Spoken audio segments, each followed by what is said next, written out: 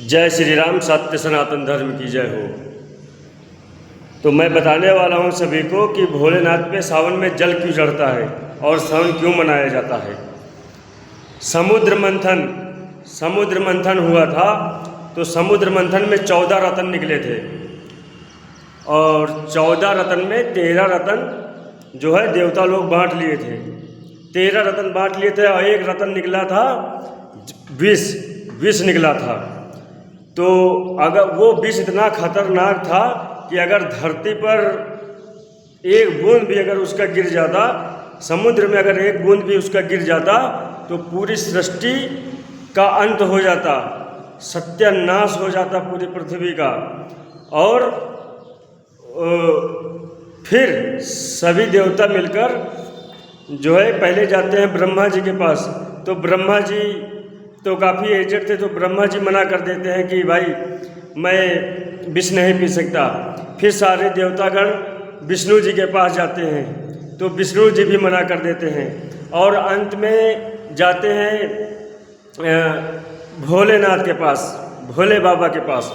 तो भोले बाबा के पास जैसे ही जाते हैं तो भोले बाबा से बताते हैं कि बाबा समुद्र मंथन में 14 रत्न निकले थे और 13 रत्न तो हम लोगों ने बांट लिए और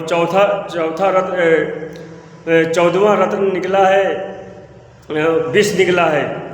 तो बाबा इसको आप ही संहार कर सकते हैं, इसका आप ही ग्रहण कर सकते हैं।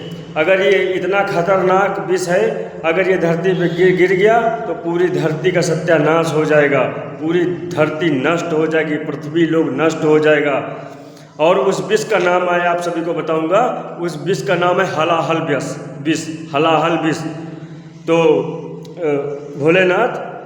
भोलेनाथ ने पीने से मना नहीं किया और भोलेनाथ उस विष को पी गए। और जैसे ही भोलेनाथ विष को पीते हैं और वो विष गले से नीचे जैसे ही उतरता है तो भोलेनाथ के आराध्य श्री राम, तो श्री राम आराध्य जो कि उनके हृदय में विराजमान करते हैं श्री राम जी। तो जैसे ही गले से नीचे जाता है तो श्री राम जी पूरा जल जाते हैं। जैसे ही जल जाते हैं तो माता सती भोलेनाथ का गला पकड़ लेती हैं, गर्दन पे ऐसे पकड़ लेती हैं। तो आप सभी को मालूम होगा कि भोलेनाथ का एक नाम और भी है, नीलकंठ। तो गला पूरा नीला पड़ जाता है तो नीलकंठ नाम भी वहीं से पड़ता है। और श्री राम जी आराध्य हैं भोलेनाथ के, भोलेनाथ आराध्य हैं श्री राम जी के। और श्री राम जी जब अयोध्या पे विजय प्राप्त करनी थी, जब भी भोलेनाथ जी को विजय प्राप्त करनी थी तो उन्होंने शिवलिंग की स्थापना की थी समुद्र तट पे। और 4 धामों में एक धाम आप सभी को मालूम होगा, रामेश्वरम धाम है। रामेश्वरम धाम है भोलेनाथ का, वहाँ पे स्थापित हुआ था और भोलेनाथ की पूजा की थी। तो जब भोलेनाथ जी विष ग्रहण कर लेते हैं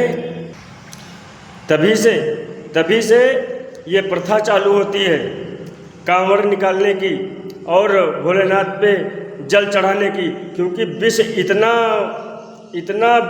गर्म था, इतना मतलब हीट था, 50 सेंटीग्रेड में हम लोग जो है इतना हम लोगों को गर्मी लगने लगती है।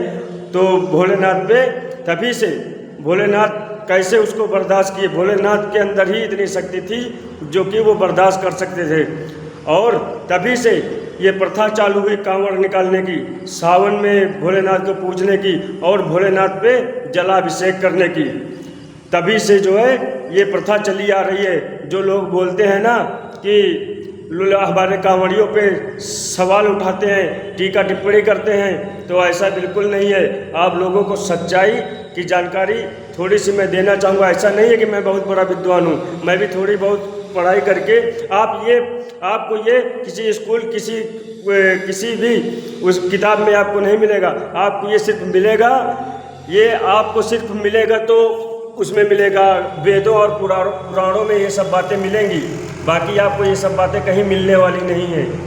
और मैं आप सभी को बताना चाहूँगा कि भोलेनाथ अगर किसी भी प्रकार का दुख कष्ट है तो भोलेनाथ पे बहुत से लोग जैसे कि तिल चढ़ाते हैं, दूध चढ़ाते हैं और बहुत सी चीज़ें हैं भोलेनाथ पे अर्पित करने की। जैसे कि आप देख सकते हैं हमारे पीछे बहुत ही विशाल शिवलिंग है, हमसे भी बड़ा। मैं आपको नज़दीक से दिखा रहा हूँ, देखिए मैं छोटा पड़ जा रहा हूँ, इतना बड़ा शिवलिंग है।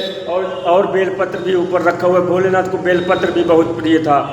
तो सर मैं जैसे कि सनातन धर्म का प्रचार कर रहा हूँ, तो ऐसे ही मैं आपको इंटरेस्टिंग जानकारी अभी आपको देता रहूँगा। तो ज़्यादा से ज़्यादा हिंदू भाई सपोर्ट करें। जय श्री राम, सत्य सनातन धर्म की जय हो। हर हर महादेव।